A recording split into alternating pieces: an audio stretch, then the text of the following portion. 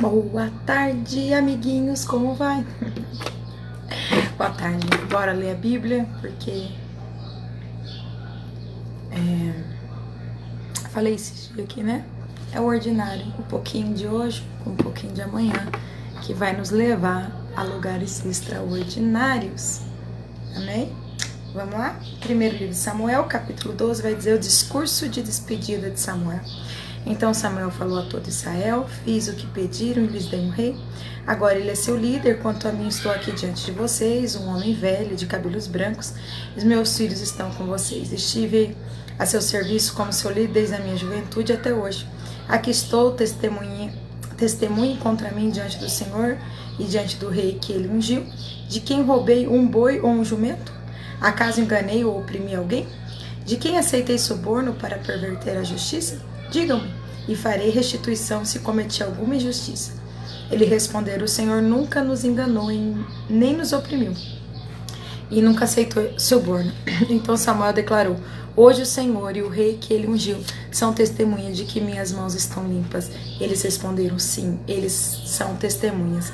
E Samuel continuou: foi o Senhor que escolheu Moisés e Arão e tirou seus antepassados da terra do Egito.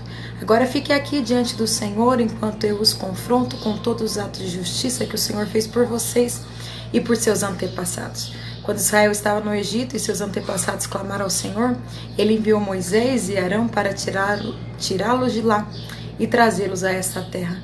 Mas o povo logo se esqueceu do Senhor seu Deus, por isso ele os entregou a Sísera, comandante do exército de Azor, e também aos filisteus e ao rei de Moabe, que lutaram contra eles. Então clamaram novamente ao Senhor, disseram: pecamos quando abandonamos o Senhor e servimos as imagens de Baal e de Astarote. Agora, se nos livrares de nossos inimigos, serviremos somente a ti. O Senhor enviou Gideão, Bedã, Jefté e Samuel para livrar-os, e vocês viveram em segurança. No entanto, quando ficaram com medo de Nas, rei de Amon, vieram a mim e disseram que queriam um rei para governá-los, embora o Senhor seu Deus já fosse seu rei. Pois bem, aqui está o rei que vocês escolheram, vocês o pediram e o Senhor os atendeu. Agora, se temerem e servirem ao Senhor, derem ouvidos à sua voz e não se rebelarem contra os seus mandamentos, tanto vocês como o rei, como seu rei, mostrarão que reconhecem que o Senhor é seu Deus. Mas se vocês se rebelarem contra os mandamentos do Senhor e se recusarem a ouvir a sua voz, a mão do Senhor pesará sobre vocês, como fez a seus antepassados. Agora fiquem aqui e vejam o maravilhoso feito que o Senhor está prestes a realizar. Vocês sabem que não chove nessa época do ano, durante a colheita do trigo. Pedirei ao Senhor que envie trovões e chuva forte hoje. Assim vocês reconhecerão quão grande foi sua maldade ao pedir que o Senhor lhes desse um rei. Então Samuel clamou ao Senhor, e o Senhor enviou trovões e chuva forte naquele mesmo dia. E todo o povo ficou com muito medo do Senhor e de Samuel. Disseram a Samuel: ore ao Senhor seu Deus em favor de seus servos, ou morreremos, pois a todas nossas faltas acrescentamos o pecado de pedir um rei. Não tenham medo de si, Samuel. Certamente agiram mal, mas agora sirvam ao Senhor de todo o coração e não se afastem dele.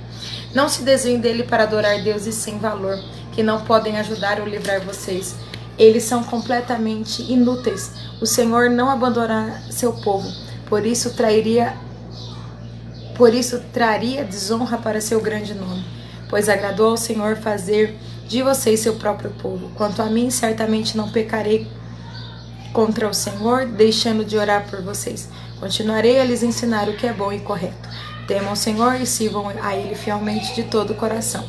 Pensem em todas as coisas maravilhosas que Ele fez por vocês. Mas se continuarem a pecar, vocês e seu rei serão destruídos. Deus é muito simples. Deus é muito claro. Façam isso, vai acontecer isso. Não façam, né? E às vezes a gente fala: ai, minha vida tá difícil, eu tô meio perdido. Gente, para tudo que tá fazendo. Começa a ouvir, obedecer. Não que a gente vai saber tudo, não que nós não vamos buscar a direção do Senhor, mas vai clareando, porque a palavra de Deus, ela é luz, ela vai clareando. Vamos ler agora capítulo 13. Guerra constante contra os filisteus. Saul tinha 30 anos quando se tornou rei e reinou por 42 anos. Saul escolheu 3.000 soldados do exército de Israel e mandou o restante dos homens para casa. Levou consigo 2.000 desses homens a Miquimás e a região montanhosa de Betel. Os outros 1.000 foram com Jonatas, filho de Saul, para Gibeá, na terra de Benjamim.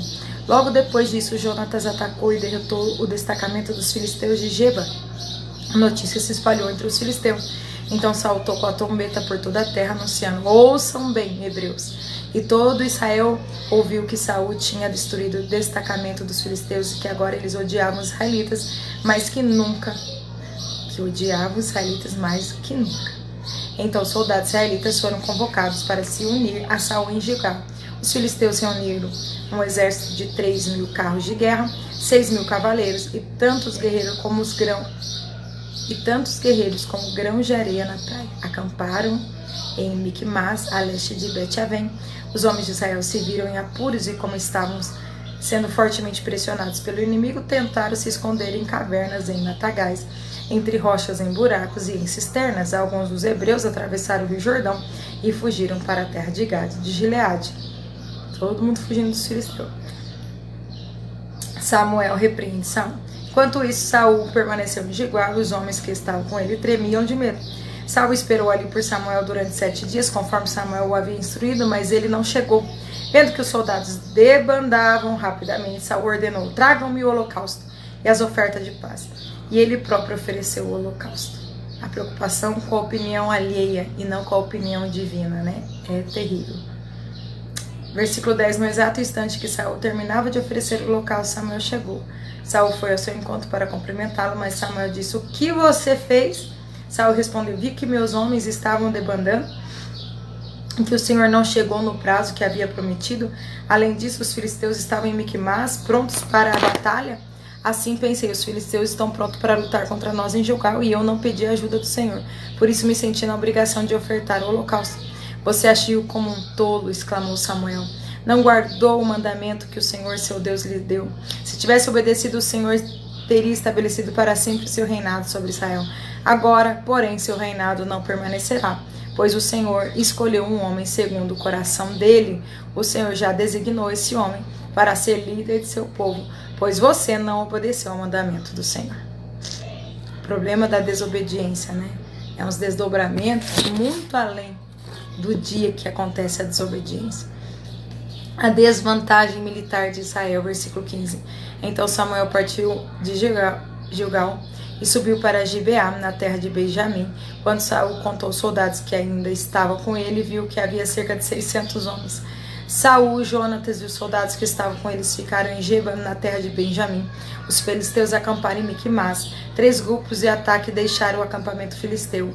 Um foi para o norte, em direção a Ofra, na região de Sual. Outro foi para o oeste, a Bet-Horon. E o terceiro rumou para a fronteira acima do vale de Zeboim, na direção do deserto. Naqueles dias não havia ferreiros na terra de Israel, pois os filisteus não permitiam que os hebreus fizessem espadas ou lanças. Assim, sempre que o povo de Israel precisava afiar seus arados, enxadas, machados e foice, tinham de levá-los a um ferreiro filisteu.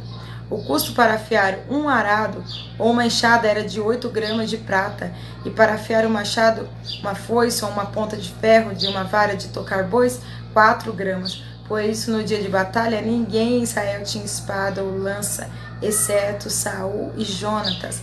Nesse meio tempo, os filisteus mandaram um destacamento para o desfiladeiro de Miquimás.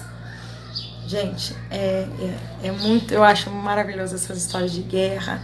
Dá uma emoção, uma aventura, né, nos relatos da Bíblia. Mas hoje, amanhã nós vamos continuar falando dessas, né, das batalhas.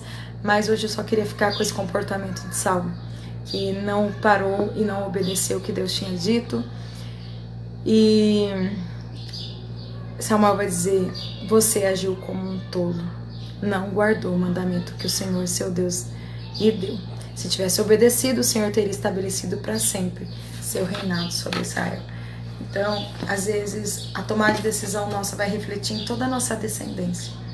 Então, em nome de Jesus, obedeça, mesmo que nem Samuel falou que se chegaria em 7 dias, deu 7 dias e nada. Ele se atrasou um pouco, mas ainda assim fique com a palavra do Senhor. Amém? Vamos orar? Abba, Pai, nós te agradecemos por esse dia, pelas suas misericórdias infinitas. Ajuda-nos a obedecer o seu mandamento, pequenas ordens, mas sei que o cumprimento dela, Senhor, fará nós desfrutarmos de bênçãos, não somente para nós, mas para nossa descendência. Perdoa os nossos pecados, Senhor, quantas vezes tomamos um lugar que não é nosso. Nos ajude, entregamos tudo diante do seu altar. Teu é o reino, o poder e a glória para sempre. Amém? Deus abençoe você, sua casa, que tudo te vá bem. E amanhã a gente está de volta. Deus abençoe.